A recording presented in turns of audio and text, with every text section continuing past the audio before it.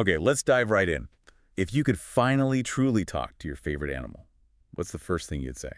It's this dream humans have had forever, right? You see it in old myths, people chatting with geese or snakes, even ravens. It's like this collective fantasy of being a real-life Dr. Dolittle. It really is. And what's fascinating now is that this fantasy is bumping up against reality.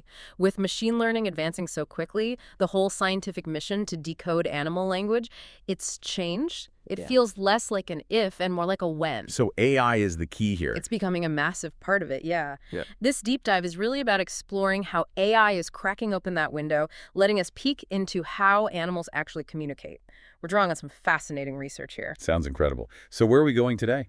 We'll trace the journey. Start with some, let's call them historical learning experiences, the big failures when we tried to make animals talk like us. Then we'll jump into the really exciting stuff happening right now. We're talking whales, elephants, even dogs, and cuttlefish. Yeah. Cuttlefish. Okay, I'm intrigued. Let's start with those hard lessons then. Before we had all this powerful software, the approach was, well, very human-focused. Totally. It was all about trying to get animals to communicate on our terms, using our methods, and frankly, it led down some paths that didn't really go anywhere productive for decades. Where did they begin? A lot of early focus was on great apes back in the 60s. You had cases like Vicky the chimp. Researchers literally raised her like a human child, even gave her speech therapy for years. Did it work? Not really. The big takeaway was physical. Chimps just can't physically make the sounds needed for human speech. Their vocal setup is completely different. It wasn't about smarts, it was mechanics. Okay, so speech was out. But then came the sign language attempts, right? People might remember Coco the gorilla, or maybe Nim Chimpsky. Coco supposedly knew over 1,000 signs. Yeah, they absolutely could learn signs. They could associate a sign with an object, like banana, or an action, like give. Coco's vocabulary was impressive on the surface. But here's the crucial part, and the reason that line of research eventually stalled the communication: lacked structure. Real language needs grammar, organization. What do you mean exactly? Well, the apes rarely combined signs in complex ways to create new meanings. They almost never asked questions. It was more like labeling things they wanted. No real back and forth, no complex sentences. It felt very one-sided. So the vocabulary was there, but not the language engine, the grammar. Precisely. And that failure takes us to maybe the weirdest attempt ever: the dolphin house experiment in 1964. Oh, I've heard about this. It sounds completely bizarre. They flooded a house to teach a dolphin English. Yep. Partially flooded a building on St. Thomas, moved a researcher in with Peter the dolphin, thinking constant immersion would work. It sounds like something out of a very strange movie. And it went sideways fast. There were issues with Peter becoming sexually aroused towards the researcher, which they tried to manage in questionable ways. The dolphin's well-being suffered. And did they get any science done? Did Peter learn English? Very little science, no English. The whole thing was shut down pretty quickly after media got wind of it. It was a major ethical and scientific flop. Wow. So decades of trying chimps can't physically speak like us. Apes using signs lack grammar. And you definitely can't teach a dolphin English by flooding a house. Exactly. It took a long time, but the lesson eventually stuck. If we want to understand them, we have to stop trying to force our system onto them. We need to figure out their system. That sounds like the real turning point. It absolutely was. This realization led to a fundamental pivot.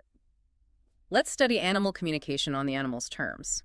And a key figure there, building the foundation for this new way, was Louis Herman, also working with dolphins, funnily enough, just a bit after the Peter mess. Okay, so what did Herman do differently? He was smart. He ditched English words entirely. Instead, he used simple artificial sounds like computer-generated beeps and whistles, things dolphins could easily tell apart. Ah, so playing to their auditory strengths. Right. And his genius move was keeping the vocabulary tiny, like maybe 15 words total. He wasn't trying to teach them a dictionary. He focused entirely on structure. Could they understand commands based on the order of these sounds? And could they? Yes. That was the breakthrough. He found dolphins understood syntax. Word order mattered. A command like person frisbee fetch meant something different than fetch frisbee person. So they understood grammar, even with this simple artificial language. They demonstrated that the concept of syntax wasn't uniquely human. That discovery laid the groundwork for basically all modern research. It showed animals likely have their own complex rules we just hadn't seen because we were too focused on vocabulary. Which makes sense when you think of other examples we already kind of knew about, right? Like prairie dogs. Exactly. Prairie dogs don't just have a generic danger call. Their calls specify what the danger is, like its size, its color, how fast it's approaching. And vervet monkeys, too. Different calls for different predators. Yep, a specific sound for a leopard, another for an eagle, another for a snake. Each requires a different escape strategy, so the call needs to be specific. And then you have the classic example, the honeybee's waggle dance. It's this incredibly precise communication system telling other bees the exact direction and distance to flowers. So the complexity is definitely there. Uh-huh. But it just sounds like noise to us. All those clicks and rumbles and buzzes. Pretty much. To our ears, and frankly to our brains trying to process it all, it's often just overwhelming noise, a cacophony. We don't have the biological hardware or software to pick out the subtle patterns, especially across huge amounts of data or different timescales. Which is where the machines come in. That's exactly why machine learning is such a game changer now. We can finally use things like neural networks to crunch through mountains of this acoustic data. AI can find patterns, correlations, structures that are just invisible, or rather inaudible to us. It helps get past our own human listening biases. Okay, let's get into some of these big projects using AI then. Project SETI sounds ambitious, targeting sperm whales. Right, and just to be clear, this SETI is the Sperm Whale Earth Talk initiative, not the alien hunting one. Though, the goal of decoding an alien intelligence isn't that different. Fair point. Why sperm whales? They're ideal candidates. Huge brains, incredibly complex social lives. They have clans, grandmothers stick around, babysitting happens, and they talk constantly using these things called codas. Codas. Those are the fast clicking sounds. Like Morse code. Sort of, yeah. Rapid bursts of clicks. And what's wild is that these codas seem to vary regionally, almost like accents or dialects. And they seem to be used in back-and-forth exchanges, like dialogues. Wow. So how are they studying them? Just dropping microphones in the ocean? It's way more complex. You've got these big interdisciplinary teams, marine biologists, AI experts, linguists like Gasper Bush you mentioned. They're collecting thousands of hours of audio, yes, but often pairing it with drone footage, maybe tags on the whale's tracking movement, even heart rate monitors sometimes. Trying to link the sounds to behavior or context. Exactly. What was the whale doing when it made that specific coda sequence? Who was it interacting with? Was it stressed, calm? All that context is key. And the AI comes in to analyze those massive data sets. Humans just can't process that much synchronized information. And what's the AI finding in those clicks? It reveals what researchers call a way richer structure than we ever expected, particularly in the timing and the rhythm of the clicks. The slight variations in pauses and tempos seem to carry a huge amount of information. It suggests a very sophisticated system based on this temporal patterning, the grammar of the clicks, even if we don't know what the words mean yet. Fascinating. Okay, let's shift from the ocean giants to land giants. The Elephant Listening Project. They communicate differently, right? Low sounds. Yeah, elephants use these incredibly low-frequency rumbles, often below what humans can even hear. They travel for miles through the ground and air. And a project was looking for names. That was a key hypothesis. Dr. Michael Pardido and the team gathered nearly 500 recorded calls and fed them into a machine learning model.